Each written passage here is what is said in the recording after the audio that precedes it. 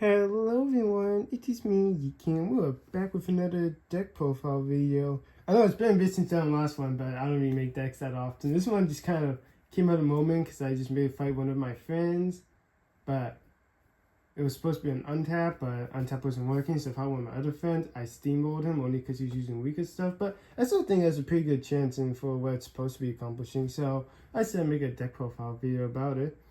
But for this deck profile, it is built for my Mechtanium Surge format for the Bakugan Legacy game. So, which one's my flat? Okay, that's a flat gate card. One's a big card, but they still open on it. It's not like they're no, but I want to use a flat gate card. So, actually, you know what? I'm just going to use my Super Nerd HSB gate card to show them off. Then I'll show off this isn't part of the deck. I'm just going to use it to show off the stuff. So we're going to show the background first, the support pieces, and then the actual cards, and just kind of yap about some stuff you could do with it. No, we do you first because you open normally. The other two do something special when they open. So up first we have this one, which, fun fact, this is my third favorite for Mechtanium Surge. This wasn't why I built the deck, I just, thought it was very convenient.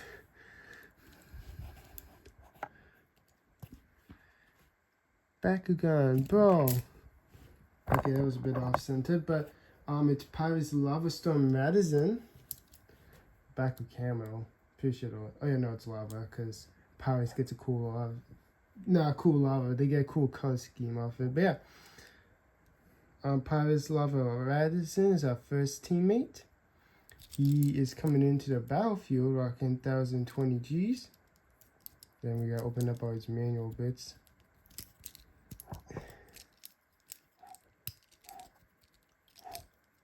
Yeah.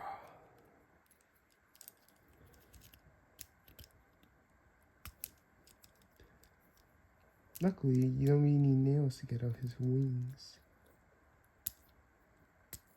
I say that now the other piece won't come out, go figure.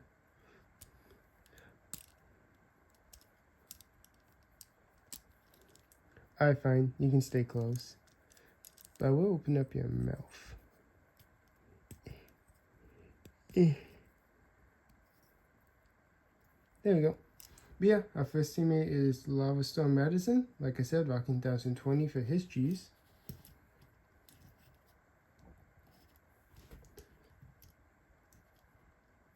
Then up next, I do have to raise up the camera because our other two teammates are Sky Raiders. I don't have a Sky Raider card, but luckily when it comes to me, when it comes to Legacy V-Balls, for my ruling system, you don't, I know with the reference cards, I'm pretty sure you don't need a reference card anyways, but if you don't have to use the stuff you don't want to. Plus, technically, it's they give you a boost, so you're just really weakening yourself if you don't want to use the cards. So at least it's not overpowering yourself if you don't need the cards. But up next, we have this one. He's a Subterra boy. Back is Sky Raider jump.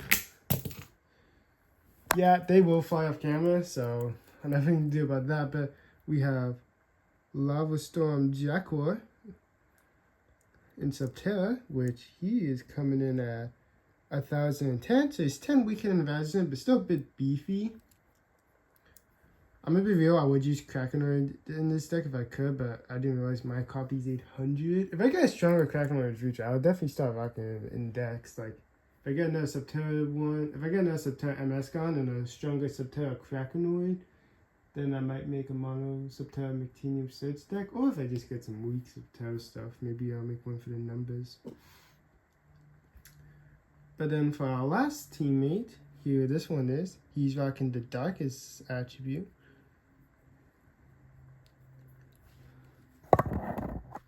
Tilt you up a little bit. Actually, I'm gonna put you like this so you don't hit Jaguar.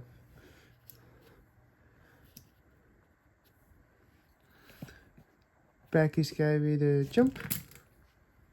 Well, he sometimes jumps, but there's this jump. I think his feet don't pop open. But yeah, his darkest Lava Storm Fusion Dragonoid.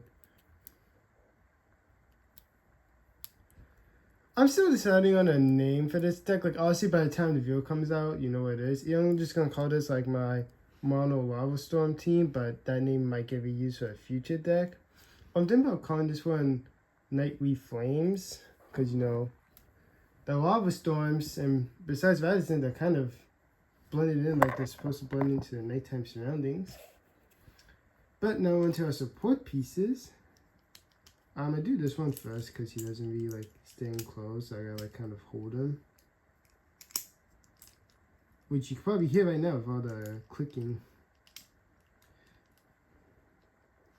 But we have this one. This is our Balga. I don't have the Balga card, but luckily, like I said, for Legacy V-Balls, if I don't have a card for Balga or a support piece, I just post them in the VC chat, mark it as a spoiler until I have to use it. But I do know its effects because I looked it up before I started filming. But when it opens up, I'll throw up its card in the background and just keep it there until I take Trumpets off the screen. Well, now you know where it is, but Battle Gear Summon? No, Battle Gear Boost. Silver Gear Trumpets. So since it's a Silver Gear, if I do play this on a Silver Gate card, then, because for its effects, it benefits Subterra or Pyrus. If I play this on a Silver Gate card with my Fusion Dragonoid, he does get the bonuses. But for Power Level 2, for the Subterra effect, if you win this battle by 1,000 Gs or more, you get to take another turn. And by default, they're 1,000. Oh yeah, I forgot to show off Dragonoid's Gs.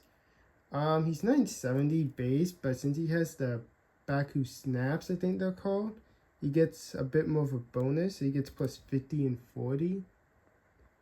So, what's my calculator? It's right here. I always forget what the number is.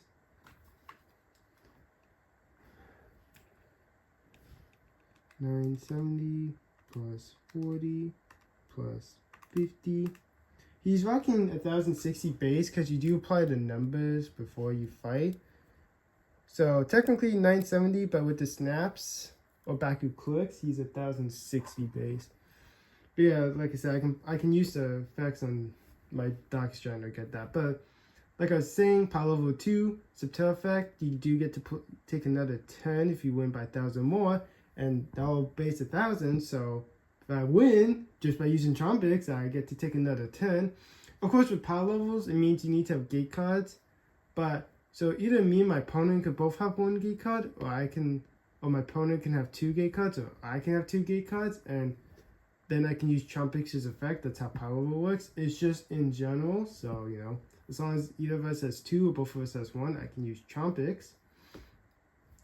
I don't know if I can just use Trumpets for pure G power though, or the thing I just need a power level 2 for its effect. If I can remember, I'll see if I can throw up in text.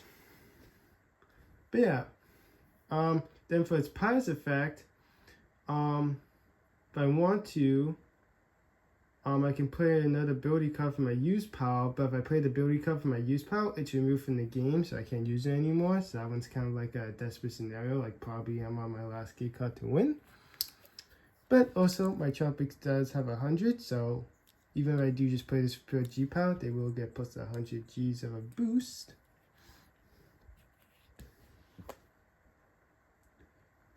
And then for my other support piece, we have a Trap Bakugan, being in Darkest. So I can only use this with my Fusion Dragonoid unless my opponent plays an effect or something else that changes the attribute of my Jackal or Radisson. Or if I stand on a gate card that also changes attributes or an ability, then yeah. But we have Darkest Scorpion, which is my second favorite trap of all time. Not just the Scorpion mode, I mean like Darkest Scorpion specifically. But if my camera would ever focus, I can change my fusion either to Ventus or Subterra, which does work, so then I can use the Subterra effect if I'm not on a Silver Gate card, if I need to use it for Chompix. But also because all the gate cards I use, they do give a okay, like it's not powerful, but they do give a pretty okay boost to Ventus. So I will admit that's a weakness of the deck, is if I'm fighting a Ventus player, they're using Ventus guns, they will have a bit of a better chance against me. So Ventus is just kind of like a backup plan. But with that out of the way, we will look at the gate cards now. Like I said, the Supernode HSP character gate was not part of it, it's just to open up the stuff on it. So we'll just take a quick look at the gate cards and abilities, then I'll explain some plays that you could do with it. We'll go gate cards first. So we're going to go from gold to copper. Of course, it's a little bit different than copper, but I'll explain why. So first we have our gold gate card. I don't know why that's there. It was like that when I got it, but I'm not going to complain. But we have Forest Fire. You get 60 to Pyrus, 130 to Aquas, 90 Subterra, which is the highlight bonus, 110 to Chaos, 80 Darkest, and 160 to Ventus. And this is kind of the whole reason why the deck was built, is purely just because of Forest Fire. But it does have an effect. While this card is in any player's use power, all Pyrus, Darkest, Subterra background get plus 50 Gs. So it's a glass cannon, because if my opponent fight me with the same team, whether that be like, whether they fight me for Pyrus, Darkest, Subterra team, or just one of the attributes, they will get plus 50 even if I win it. Because, like I said, this just has to be in any player's use power, so my opponent can win this game, but I would still get plus 50 because that's how the effect works. There's also another one where it's built for like Chaos, Ventus, and Aquas, but I don't know what that one's called. But yeah, I think I might just call this deck Nightly Flames because that sounds cool. Or Night Lava.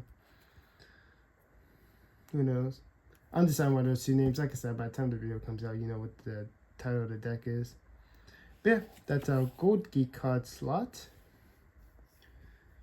Also, I guess after I'm done showing off the cards, I will probably suggest which backgrounds you want to send on which gate card.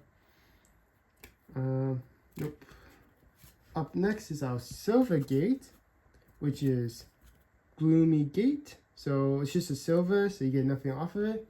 But 150 to Pyrus, 50 to Aquas, 130 to Subterra, 60 to Chaos, 160 to Darkest, and 100 to Ventus, which is the highlighted bonus.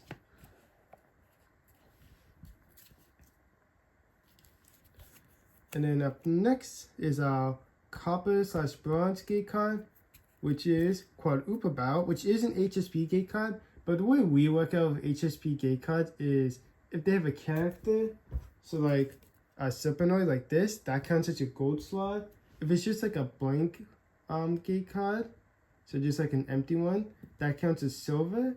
And then you have this one with an effect, we count that as copper/bronze, because the blank ones and these ones both use silver, so that's why. At first we had it just both of them combined as silver, but we realized how overpowered it was, so eventually we made the decision to have the effect HSP gate cards be classified as copper/bronze, and then the blank ones just be stayed as silver. I do know there's some effect silver gate cards, but those ones are just for the main game. When it comes to HSP, like I said, these ones will count as your copper/bronze slot, at least in my background rule set.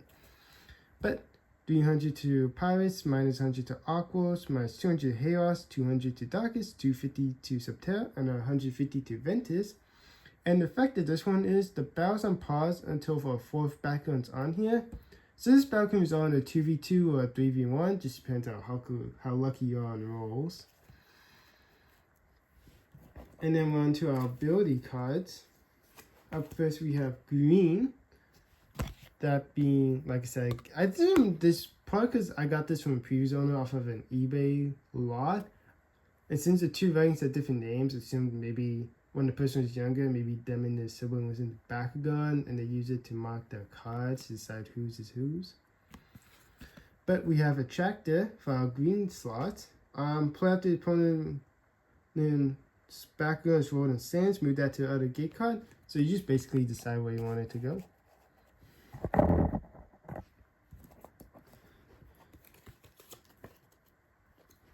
Then for our blue ability card, we have Hydronoid Scream, which it says play during a battle. So it can be either on your opponent's gate card or yours. And your background can see power based on your attribute. It's just a really good overall one in case like I can't have it match the 3 backguns on my team. Then I use Hydronoid Scream. But 40 to Pyrus, 60 to Aquas, 70 Subterra, 50 to Chaos, 70 to Darkest, and 60 to Ventus.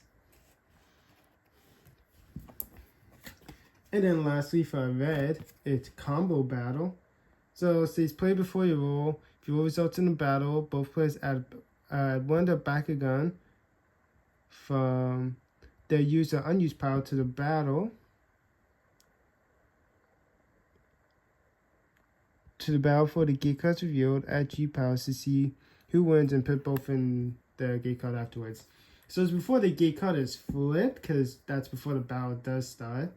So before the gate card is flipped, then you and your opponent would have to add a second Bakugan to that. And that's the main deck. Now we yap for a couple minutes about some plays I like to do with this deck, and maybe you could do. Of course, the Trumpet card would be here, but like I said, I don't have it, so I have to like proxy it. Either just print it out or just post it in the VC chat, mark as a spoiler for Legacy V-Brawls. But like I said, since Ventus is kind of good in case for a last minute play, I would use Scorpion to switch my Dragonoid to Ventus. Or in some cases,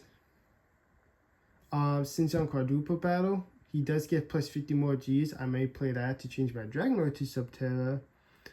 So that's a play you can do with Scorpion. It's just to help me out for the Ventus stuff because they're kind of strong. And then Subterra, I do get a bit more of a bonus over there. But for gate card preference, I would try to get Jackal on here because he is stronger on my 3. Because, you know, since it benefits you post-game, that's why Pirates, Darkest, and Subterra are kind of weak compared to other 3. Because it's supposed to be like, since you get plus 50 after the battle, you're going to be naturally weaker on here, so yeah. But like I said, out of the 3 attributes, Subterra is the strongest one, so I would roll my Subterra Jackal into Force Fire. For Gloomy Gate, that one would be prioritized towards my Darkest Fusion Dragonoid.